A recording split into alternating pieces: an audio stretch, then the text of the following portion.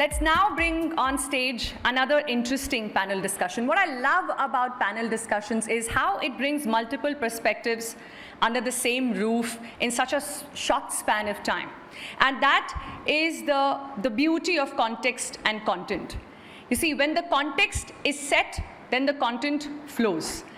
And let us set the context for this discussion, which is Future of Fiduciary Advisory for Amrit Khand, the 25-year period that we all know we are going through, where we are expecting India's story to get to another level before we hit our 100th year of freedom. For this discussion, may I please invite on stage Alexander Mathew. Please put your hands together to welcome Alexander up on stage. Alexander serves as a deputy editor at NDTV Profit based in Mumbai. With a diverse background in reporting across various sectors, he brings extensive expertise in finance, particularly personal finance, to his role. Alexander is dedicated to helping people manage their money better and provides valuable insights to a wide audience through his work across platforms. Welcome once again, Alexander. Thank you for joining in. Joining him on stage is Neil Borate. May I please request Neil to join us up on stage? Neil is deputy editor at Mint, where he heads a personal finance team. Neil is a graduate in law and economics with a postgraduate diploma in investments from the University of Birmingham, UK. Thank you, Neil, for joining us today. May I also invite Nidhi Sinha to join the panel. Nidhi is the editor Outlook Money. She has been a journalist for around 25 years and comes with rich experience across newsrooms, including Mint, The Times of India, The Indian Express, and Outlook Money, and has worked with both digital and print medium. We also have with us Sanket Dhanorkar. May I request Sanket to please come up on stage. Sanket serves as the assistant editor at the Economic Times, India's premium business and financial news publication. And to moderate this very interesting discussion that's about to unveil, may I request Uday Dhoot to please join us as moderator. Uday has 18 years of experience in the field of wealth management and investment advisory and is currently a founding member at Venn, a firm focused on building a multi-family office setup for new age entrepreneurs. Over to you. Thank you so much, Yukti, please, everyone. Thank you so much for agreeing.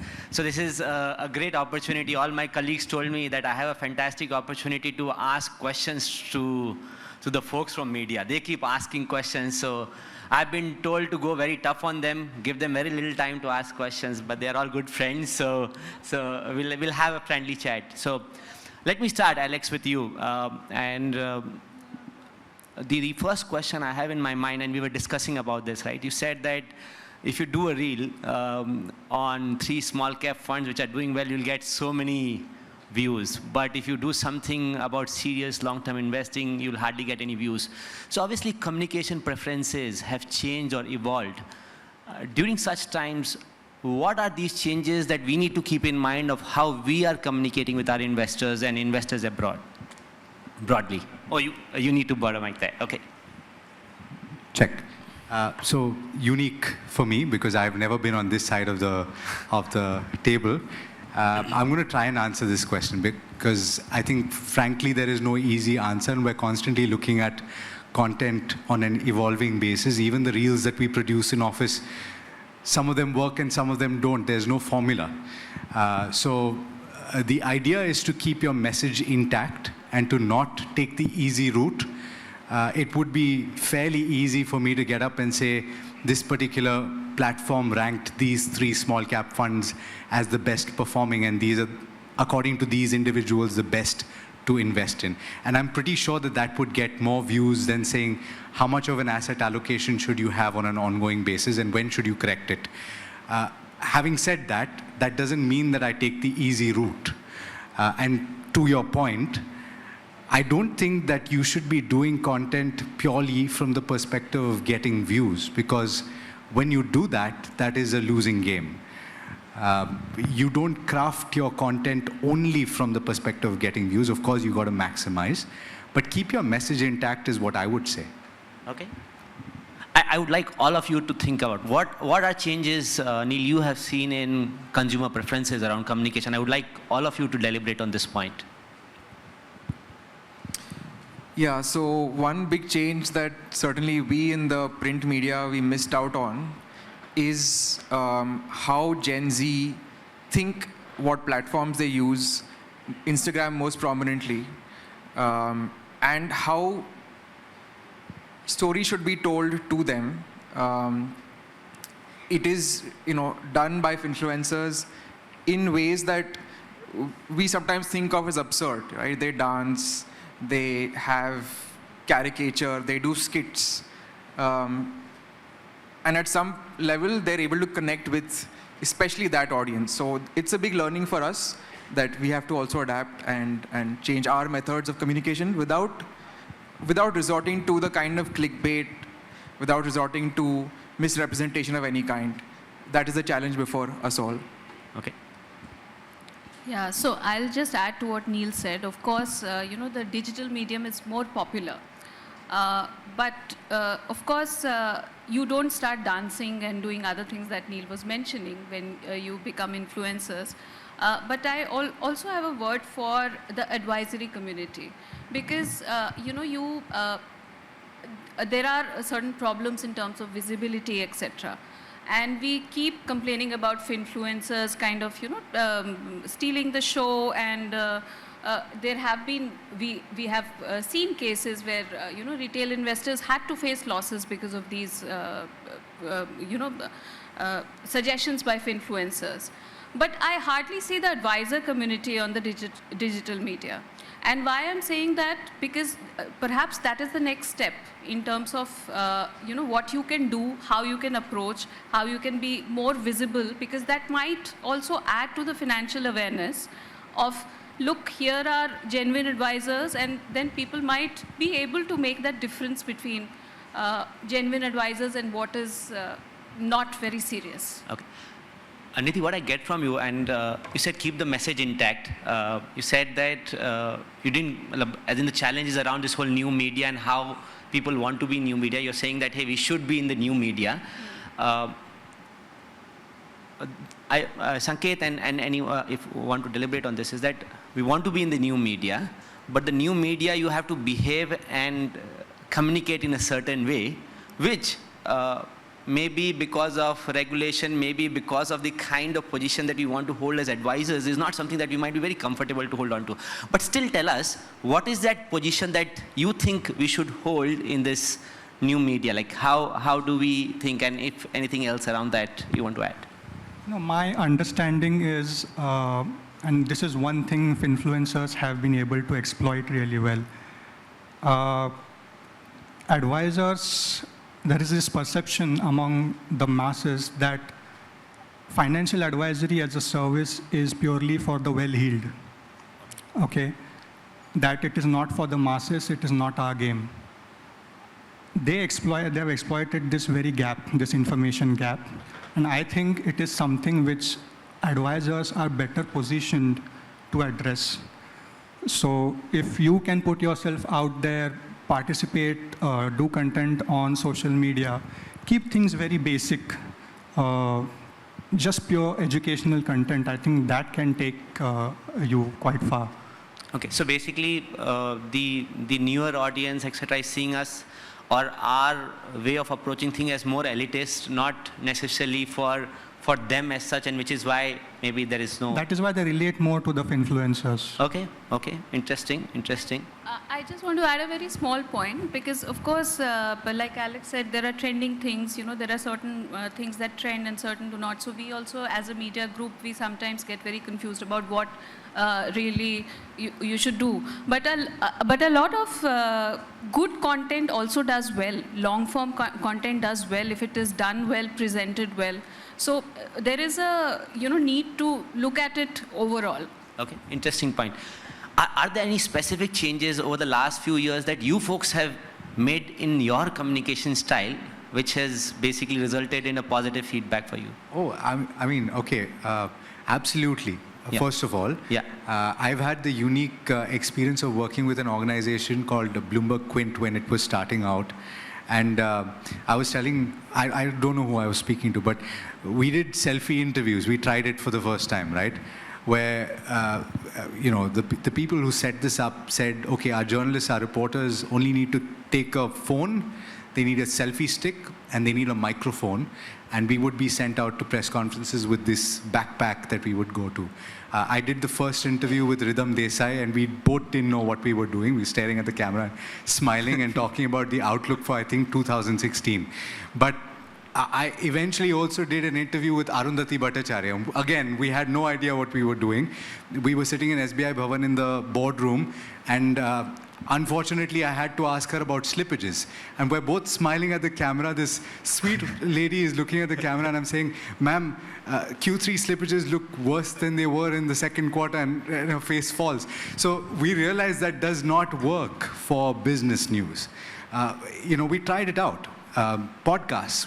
I started a podcast in 2016 called All You Need to Know. It was the first daily podcast. And during the pandemic and even before that, a lot of people discovered it. It worked for a while, and then everybody has it.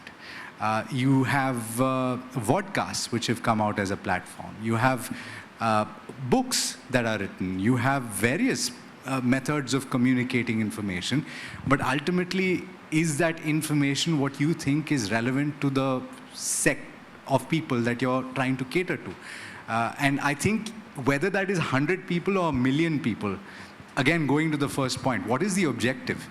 Are you intending to get your face out there, or are you intending to educate?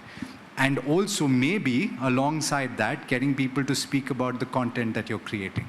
So if the objective is to become visible from the perspective of more people coming to you for work or to become your clients, then I don't know what the simple answer to that question is. But if the objective is to create good content and to spread financial awareness, then incidentally you might actually get a few people asking, hey, can you manage my money? Got it. Fair enough. Good point. If I were to ask you, Neil, is that if Neil Borate was a finfluencer, right? And he is. He's a how would you do things differently? So, if you'll permit me, let me just answer the previous question as Yeah, absolutely. I'll answer both. I'll answer both. Yeah, absolutely. You can all have a go at this. Before you answer the influencer part, let me qualify that. What I said yes, that you are, right? But let me qualify that. So, two things that we've done differently in our communication, and we stumbled into them. So one is something that many of you would have seen, our infographics.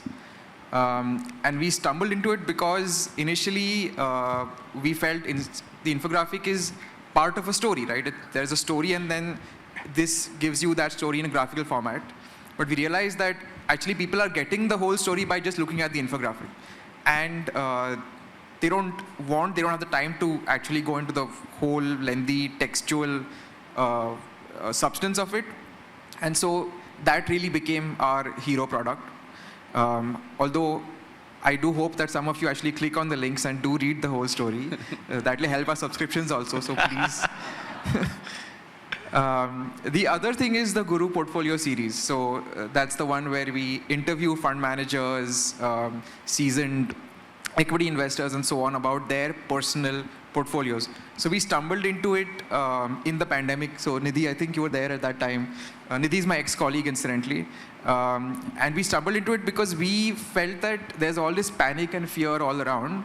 So if we give our readers information on what their own fund managers are doing with their own money, then it will be some kind of reassurance. And that really struck a chord. And so every year we go back to our country's biggest fund managers, biggest investment professionals, and again ask them, what are you doing with your portfolio? So this is now the 4th year that we're going back. This year we're doing it in the video format also. So I hope that some of you get a chance to see that. Now, to come to the question on influencers. Okay. I said that he's a finfluencer. He is an influencer who does not sell anything. So, he's not a finfluencer exactly. Disclaimers. Terms and conditions apply. No, as I said at the start, one miss for us in Mint and for me as well, individually, is I didn't understand videos so much. I didn't get onto Insta early on in the game. I didn't put out videos. And what also stopped me is our language in media is a lot more sober, right? We don't go out and say, you get 4 bonus shares against 1, therefore suddenly you've multiplied your money 5 times. Like, I will be trolled like crazy on Twitter if I say that. But that's the kind of stuff that sells there. So that's also been a blog. But I'm sure there's a path where I can put out responsible content and yet be fun and informative. And I'm in the process of figuring that out. Okay, interesting. Nidhi? Okay, Same question. So if you are an influencer, what would you do differently? So maybe that will be the last thing I would be. That's definitely not on my list. And I don't have so much social media following also. So I'm not even an influencer, with or without the disclaimer. But in general, I feel that one of the things that is not in focus for a lot of influencers is the question of women. So just before this panel, I was having a chat with Renu and Dilshad also, that, some of the events that we go to, we only see men on the panels or as moderators. As in, I think women are entering that space. I am here today, but still, I think Thankfully, a lot needs to be done. You are not in the audience. I'm just kidding. So I think a lot needs to be done, and especially because, I think there's a lot of misinformation about how and what women understand about finances. So like more woman-focused channels. Yeah. So I'll give you an example. So recently I went for a panel discussion at a media studies, and it was a Women's Day thing on breaking stereotypes. And one of the first questions that came to me was that you are a woman, how come you are in finances? How do you find yourself in finances? So I know this is, all of us have heard this, but it just keeps coming back to you. So I would definitely, if I was an influencer, I would definitely make some modules, strategies, and, not just that, I would also try and interview people so that, that confidence gets boosted. Because a lot of times women themselves are not very confident about what they can and can't do, despite, handling the budget of households and several other things so efficiently. So if I'm able to influence even a few women to, seek out an advisor or even just, assert themselves within the household, I think my job will be done. So all the ladies in the house, you have an idea to work on, right? So, Sanket, this one everyone has to answer. Yeah. No, so I think I would first get my hands on the RIA license as an influencer.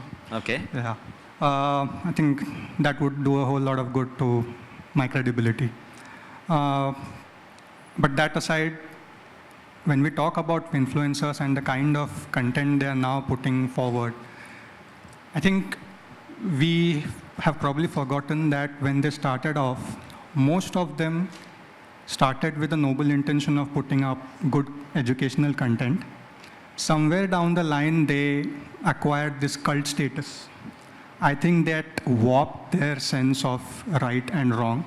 That is when they started veering towards doling out stock tips, crypto fixed deposit recommendations, and whatnot.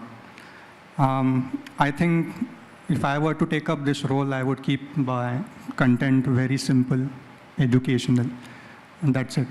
Okay, all right. Alex, how do... Huh? I thought you forgot. No, I didn't, absolutely not. How does the RIA community collaborate with media to get the message of right way of investing and really... Okay, so... and still not bore away people to... No, yeah. okay, no, but then that's our responsibility Absolutely. as well. But I think that's happening already. And I see so many faces in the audience that I already interact with on an ongoing basis. And who have shared the platform with me, not just on NDTV profit, but over the course of the last several years. And I'm sure that my co-panelists will also have spoken to several people having quotes, etc. Is that what you mean? Can you answer this question for people who are currently not doing any media? Of how can they start approaching and interacting with media, because there are so many of us out there who have like really good content, do good quality work, and Sure. would love to have some of that presence. Yeah. Okay, so okay, I will say that from my perspective, because of the kind of content that we are doing and intend to do in the coming weeks and months, there's ample opportunity to speak to a lot of you. The unfortunate thing is, and I say this hoping that you will understand where I'm coming from, certain mediums require certain skill sets and certain prerequisites. If you are, for example, doing text, you're able to communicate things in a certain manner. However, if you are doing a visual medium, you have to be able to be articulate, and you have to be able to communicate certain things in a very short period of time. If you feel that you're not going to be able to do that, then perhaps what you need to do is engage more with print and engage more on social media through text, maybe write a blog. There are at least a couple of you I know that write blogs on an ongoing basis that are very well read. So find the avenue or the medium that you are comfortable with and that you feel is best for you to communicate your message in. Of course, my doors are always open. If you feel like you can speak to me on TV or on any one of our platforms, then sure, let's speak. Great. Neil, please answer this question. Yeah. So I often get a lot of finance professionals reaching out to me who directly say, how can we appear in print? How can we get featured in your newspaper? And I'm just thinking back to the previous talk by Mitch. That's the wrong question to ask. We're also human beings. Treat us like human beings. So sit down and have a conversation with us. Ask about what we are hearing in the market, and let that flow. Eventually an idea will come, and trust me, that will be a much more viral article than just me answering, oh, if you want to write a column, then here, this is the number of words, this is the person who you send it to, that's how you go about it. So I'm available. I'm on social media a bit too much, but I'm available. So if you message me, and if you can spare some time, sit down with me. Let's have a conversation. Even if it does not lead to anything, that's okay. Eventually it will. Fantastic. Thank you. Nidhi, Sanket, please.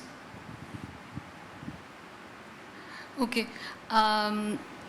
In terms of collaboration, I think English media, like Alex said, we have been collaborating with at least the RIAs we know who are in Bombay, etc. a lot. But what I feel is where the gap is that there is no collaboration in terms of vernacular and regional media at all. So a couple of years back, in my earlier organization, we actually did an experiment where we kind of took personal finance content, translated it in Hindi and gave it to the Hindi arm. So that happened for a couple of months or so. And I am from Lucknow, and while during that period when I went home, and some of my acquaintances, read Hindi newspapers, they had actually noticed it, and not because they knew that I am mint money, but they had noticed it. They were curious about this kind of content. So I really don't know how much of that is happening, because the other thing is that the number of RIAs is mostly concentrated in Maharashtra, like we all know. And there are 7 states where there are no RIAs at all, 17 where there are less than 10. So we did a story, that's how I remember the data.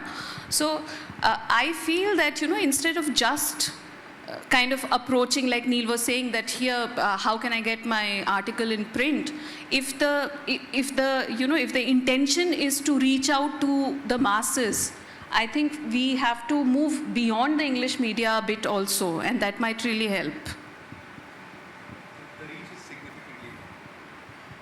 Yeah. The reach is significantly more is what I because, mean. Of course. the people who are reading that, in fact, in smaller cities, people have no option but to go to distributors, bank relationship managers, because, there are just no RIAs. Either there are no RIAs or there is no awareness that there's something called an RIA who can give them genuine advice. So two clear opportunities. One is like a woman-focused channel on. The other is people who can, in their mother tongue or whichever language, is that see if you could do more content in vernacular languages. Okay, Sanket, you want to add something to this? Nothing much to add on that, but I'll just follow up on Nidhi's point regarding the smaller towns. There was this bit of data point which I saw recently saying that the number of SIPs being added in the B30 towns and the absolute number of SIPs have now crossed the T30. So, I mean, that's a significant number. What that basically tells us is that there's a huge aspirational market out there, which is not being addressed at all. Whatever is happening is because of a few individuals here and there who are shifting the needle. But I think if there can be some targeted outreach to the smaller towns, maybe, I don't know, this is just suggestion from me, if there can be a way to find out a separate pricing plan from the advisor community for the smaller towns, cater to the smaller towns, I think it can blow up quite well. Is reaching to Bharat, which is basically outside of the metros, only about the language barrier, or are there other barriers reaching to Bharat from where you guys see it? Is it only the language piece, or is there something else to it? So this would be conjecture because I don't have an answer. Sure. But I think that it's far more than just language. It is access. It is information, asymmetry. It is the fact that I'm pretty sure. Look, he's a wider read than a lot of other people, but I'm pretty sure a bunch of people there have not heard of Neil Borate. We speak about the content, we speak about content creators, but frankly, I will challenge you to do a dipstick and say, how many people know the difference between direct and regular? Nobody knows. People in my office don't know. What are you talking about? People don't know about direct and regular. So how would somebody from B30 know about that? So it's information, more than anything else. So it's vernacular, it's also information. Anything else from whatever, if you have any perspective around what Bharat would need? Obviously, one is local content, but anything else? No, I'll be super frank about this. In Mint, we seem to cater to the top 1%.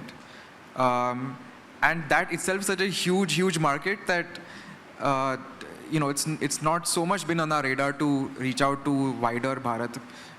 In fact, the content that we do for HNIs and for NRIs generates more views and traction for us than often more sort of mass market content, because people don't realize now there's such a massive population of global Indians, massive population of HNIs, that itself is a huge segment to serve. Interesting. I'm just turning this question around a little bit for you guys, is that have you seen anything, any specific content which is focused on Bharat, not necessarily finance, but content otherwise which you think is like fantastically done, keeping Bharat in mind, and what are the learnings from there, if something comes to your mind? Something opposite comes to my mind, actually. Okay. So if we keep talking about finfluencers, and mostly I think English-speaking finfluencers again. But if you go to YouTube and look at the Hindi content, see, I don't know other regional languages, I know Hindi. So if you look at those, I don't know whether they're influencers, but their views are massive. But the kind of content they're putting out is really non-serious in a lot of ways. I'm not saying all of them are doing, I'm sure I haven't watched all of them, some of them may be meaningful, but a lot of them are very non-serious in the way, they're projecting things. So it's your stock tips and those kind of things. So really I think there is a gap there which needs to be filled, is what I feel. Okay. Nothing more to add on this. Okay, all right.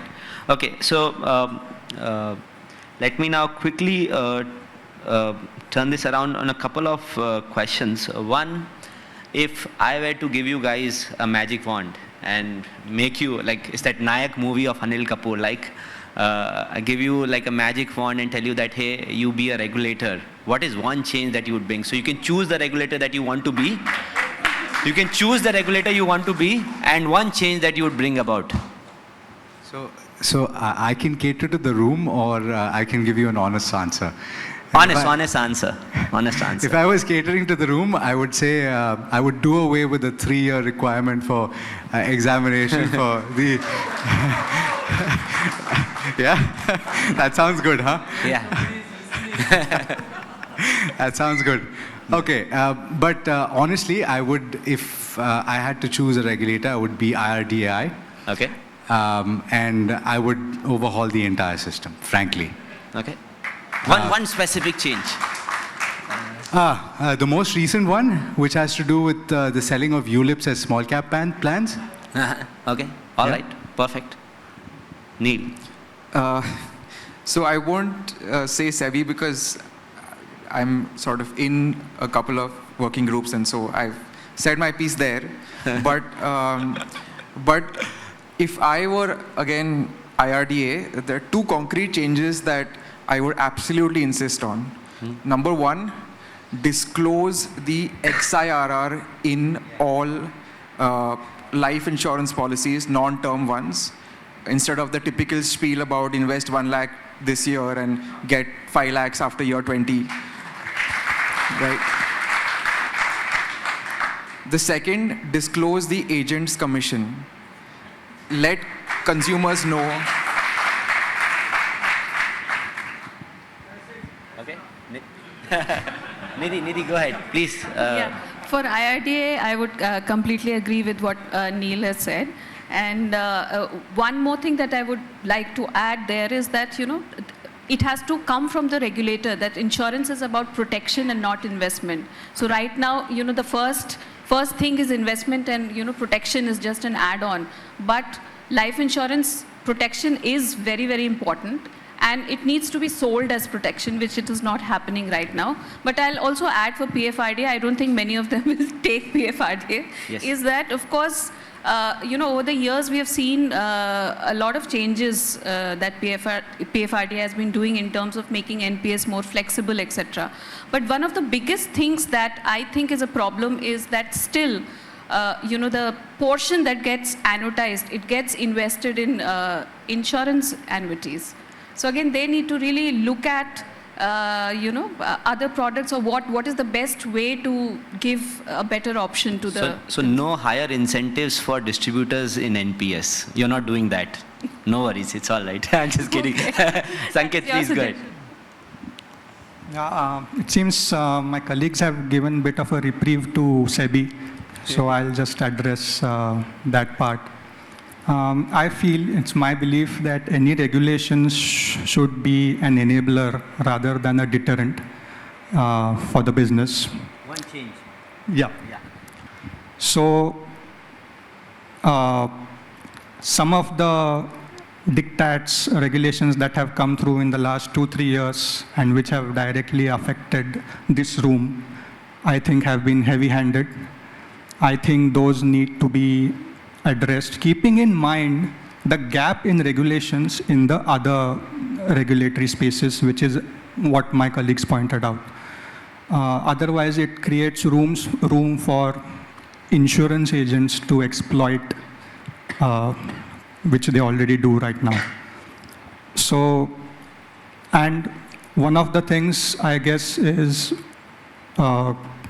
before bringing any more regulations on the RIA space, try to create awareness in the first place about the difference between an RIA and a distributor. It is completely lost out there. Nobody is aware. Thank you so much for being the regulator. Now, Sorry, can I just quickly add something? Yes, absolutely. To this.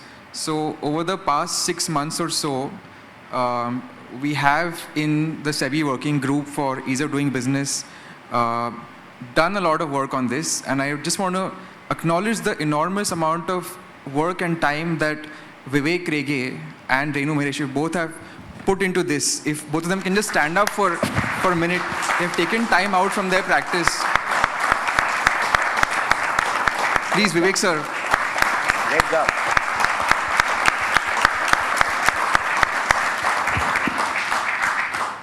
Many of you, there are numbers that are out there of quitting the profession to a large extent due to the regulations. So I just want you to know that work has happened there, and certainly we are hopeful that something positive will materialize once SEBI has reviewed them. Okay, awesome. So one last round of question from my side, quick short answers. If you folks were made financial advisors, RIAs, right? No distribution for you guys, sorry. Become RIAs and you want to create like a leadership in that space, how would you do it? Man, okay, I have no answer to this question. Okay. I have no idea. If I knew, so by the way, I will tell you this. Conversation in the newsroom today, not newsroom, but like walking towards my desk, my chief executive officer's passed me by. And he's saying, hey, you know what, I was speaking to a mutual fund distributor and he said, everything's looking good. And I was like, you know what, that's the business to be in because people are minting money. So I need to figure out, if I were to distribute something, it seems like the thing to do. That's the easy route to take. And so to be a successful investment advisor, you guys tell me, man, I have no idea. Maybe Neil has an answer. I wish I did. No, it's a very difficult job that you guys have to comply with a lot of regulations and still expand your practice, still do things the right way. So I have nothing but applause. Thank you so much. कोई तो आइए, निधि जी, संकेत. No, I would agree with them that it's a tough job, but maybe again I'm saying that it has a caveat that maybe it's already happening, but perhaps look at small ticket portfolios and families, take them on board, look at how we can think about the cost that they may incur on that. I know it's tough because it's also there is responsibility as well as a firm to run, so all of that. I don't know if this has been considered. I'm sorry to interrupt you, but as I understand it, you guys have a fee-based model, which is it's not hourly, right? It's not like a lawyer would charge, right? It can be hourly as well. But how many people do? The choice is there's an upper limit on how much you can charge, but so how you charge, whether it's hourly, whether it is an asset based, whether it's a flat fee, it's on choices on. Okay, so I don't know, obviously, so I don't know how you guys do your business, but thinking about this, if you were to have a consultancy service where you have your doors open on certain days of the week, and like a clinic, you have people saying, look, I want to fix my financial problems, and you have a fixed hourly fee for that, and you have a more detailed advisory service where you fix every problem, and you stay on retainer for them. I don't know, it's something to consider. Interesting. I don't know if it'll work. Interesting. Thank you. Nidhi, you done? You wanted to add something? Good. Okay. Sanket? Yeah. I go back to Biju Dominic's excellent session that we just heard a bit while ago. He spoke a lot about harnessing the emotional side of things. A lot of advice that you give centers around staying invested, right, in the market. I think if you can add another layer on that from your side, stay invested in your clients' lives. I think if you can look at it as a kind of marriage between you and your client's family. You are companions in the journey of life. So I think that might be a perspective to look at. Interesting. Thank you so much. This is a different type of a panel discussion. There are no audience questions because Sanket has this brilliant idea where he said that folks are from media. We are used to asking questions. You have to give us one shot at asking questions. So now the panelists will be actually asking questions. We'll very quickly do this. Whoever feels like I really want to answer this can do that. Slightly unusual, so we are experimenting. It's like that selfie stick Alex was talking about, right? It's almost like that. So Sanket, go ahead. Your question for the audience. Yes, my question is from your side of things, where do you think the media is falling short in addressing whatever is the financial landscape out there or is the information gap out there? Okay. Mic there, please. Please keep the answers short so that I can move around to everyone. Thank you. Because I'm just saying that because you can communicate better, right? Definitely, we are falling short and making people believe that personal finance is actually very, very simple. Literally, the only thing you need to know is compound interest, and we all read it in 7th or 8th standard, right? You really don't need much more. There is a lot of things about Indians don't have financial literacy. It's actually not that. We have made it very complex, and we have made people think that you have to do a PhD before you do all these things, right? Keeping it simple, saying that it's actually a simple thing, anybody can do it, would be a great help. Media can help there. Thank you. Okay. Alex? Question for the... There were a few more people answering that same question. question. No, I don't have so much time. So one question from each one of you. Okay. Unless it's the same question, it's a different matter. Okay, this is one of the first times that I'm absolutely stumped asking a question. Yeah, okay. Having said that, okay.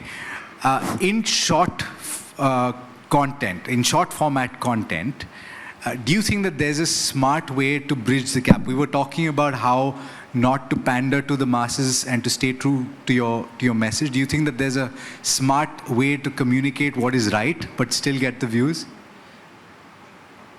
Anyone has answers to this question? Like doing really short format bites? Okay. Rohit, yes, go ahead. Yeah, sure. Definitely, I think consumable content short is the way to go. The only suggestion is that, media typically caters to a very large population. So let's say, NDTV Prime shows are watched by, lakhs of people. And so you have to keep the content generic. And now we are coming to the age where there's so much of specialization. What works for X doesn't really work for Y. So, if you're able to build different content for different audience, different age group, different needs, then I think the short content would be the way to go because the span of attention is really dropping. And in fact, that will be a very good idea. So more focused communication is what you're saying. Okay, all right. Nidhi, go ahead. Neil, I'll leave you to, and thank you so much. Okay. I just want to ask what I highlighted also, that what according to you is the solution to this advisory problem where we are short on advisors? ये तो पूरा दिन लग जाएगा लंबा हमारे पास में पूरा वो है. Anyone wants to quickly take a stab at it? हाँ, शैलेंद्र जी बोलिए. I think there is a lot of content which is generated by media, but what is really needed is some structured way to store it. अगर आज की तारीख में personal finance, if I want to go and I want to go to some certain topics, right? Very difficult to get into any YouTube, any of your channels, right? If I go, I'll just see the content with date, with some topics, but I can't structure it with personal finance and have some headings on top of it. That's the way it will change, because advisory you want at masses, so I think such information will... Sir, that's a problem with Google, not us. No, it is about structuring how you are going to show the content to the mass audience, right? You're generating content, but it is not available in a structured manner, which I don't think is a very big problem to solve. Okay, all right. Okay, so Neil, last words for you. So that's actually an excellent point to plug Mint a little bit. We get that feedback a lot, that you guys write great articles, infographics, but it's all scattered all over the place. Even on Live Mint, if you search, you can't find what you want to. So we are launching a book called 20 Personal Finance Strategies, which is a compilation of our infographics. It's the first such attempt. We're launching it tomorrow in Bangalore, in fact. If any of you are there, please come. If not, online, we'll make it available. And we want to do more such compilations. So absolutely, need of the hour, we need to do that. Now, my question to the audience. So I'd like to hear from somebody who is a young RIA, either by age or you've just entered the profession. I want to hear your experience. I want to hear what made you become an RIA and how it's been so far. So I haven't defined young, but feel free to anyone below 40 or who spent just few years, 2-3 years in the profession, who'd like to share their experience. Would request somebody to please stand up. It's a lovely question. I saw many young people out there. I mean, I know the average age is slightly... So who are folks here who have got their RIA license in the last 6 months? Please raise your hands. I have to do it the tough way. In the last 6 months, who have got their RIA license? Yep, there's a hand on the... Okay, we have 2 of you. Both of you stand up. And why don't you answer what made you become an RIA? Is that the question, Neil? Yes, perfect. And what you went through, right? Yes. Yeah, okay. Very quick answers. I'm in my last 2 minutes. Yeah, so I'm young as an RIA. I'm not young otherwise, I guess, that you can tell. But we run a fairly successful practice, which is, though I can't say it, I'm still saying it, which is financial planning based as a AMFI-registered distributor.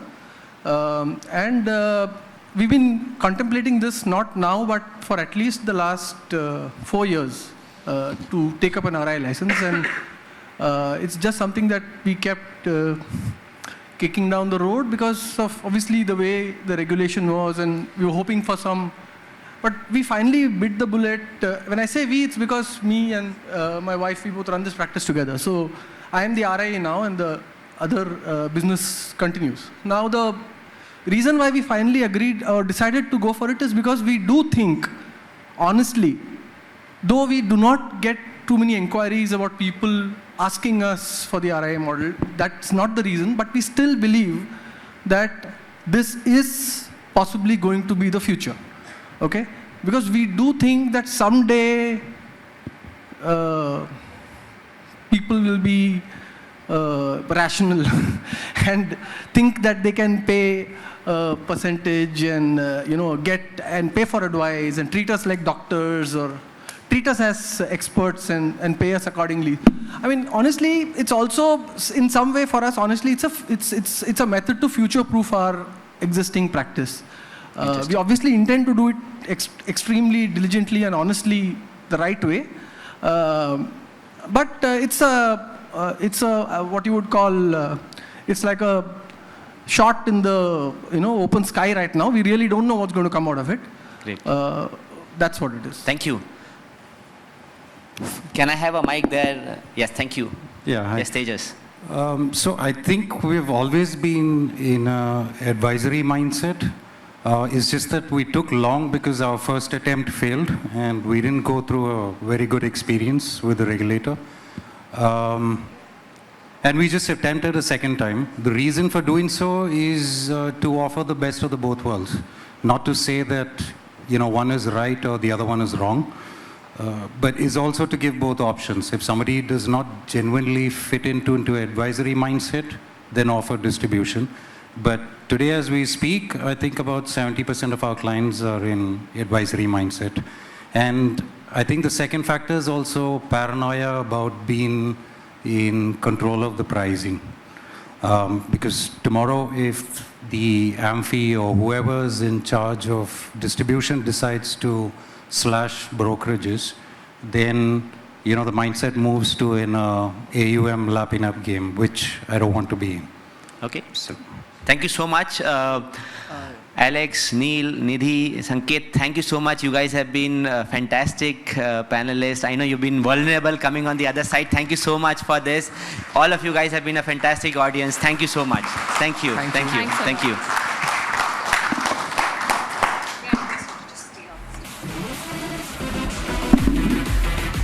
Thanks so much, Uday. It was so entertaining with entertainment on stage.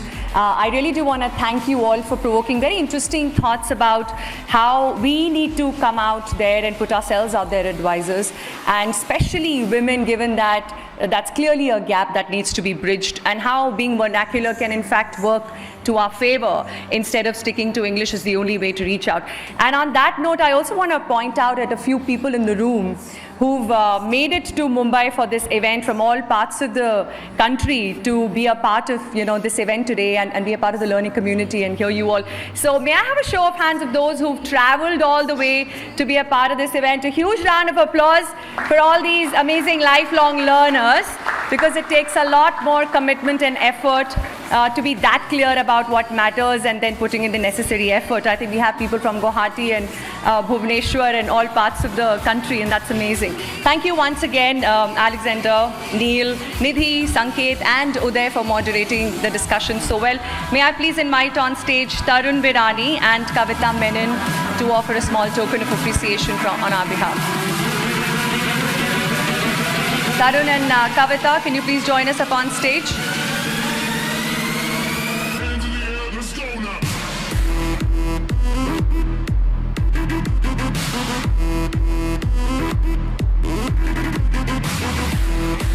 Well, in the meantime, there's a thought that was on my mind when I was listening to you all about how influencers are talking finance. And as a leadership coach, I often bring out the need for critical thinking, where one needs to question the advice from where it's coming and whether you should take it on the face value. So thank you for bringing up that as a concern. Good to have you on stage, Tarun. Thank you so much. A huge round of applause once again for our panelists.